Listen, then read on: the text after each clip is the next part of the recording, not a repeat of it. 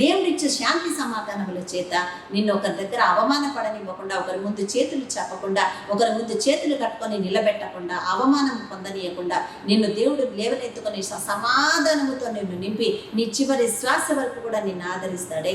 అదే నిజమైన ఐశ్వర్యమై ఉందండి. ఆ ఐశ్వర్యం నీ దగ్గరకు చేరాలంటే దేవుడు నిన్ను ఆశీర్వదించాలి అని మాట్లాడుతున్నాడు. ఆ తర్వాత దేవుడు అంటున్నాడు, నరుల కష్టము చేత ఆ ఆశీర్వాదము ఎక్కువ కాదు. ఇక్కడ ఇంకా స్పష్టతగా చెప్తున్నాడు దేవుడు. ఏమంటున్నాడు? నరుల కష్టము చేత ఆ ఆశీర్వాదము ఏమంటున్నాడు? ఎక్కువ కాదు అని అంటున్నాడు. అంటే చాలామంది అనుకుంటాం కదా, చాలామంది అంటారు ఈరోజు తరతరాల ఆశీర్వాదం మా తాత కూడా పెట్టినాడు, మా ముత్తాత కూడా పెట్టినాడు, మా పితరులు కూడా పెట్టినారని చాలామంది చెప్తారండి. కానీ దేవుడు అంటున్నాడు, నరుల కష్టము చేత ఆ ఆశీర్వాదం ఎక్కువ కాదు అని అంటున్నాడు. ఆశీర్వాదం అంటే దేవుడు ఇస్తేనే నీ ఎత్తకు వస్తుంది.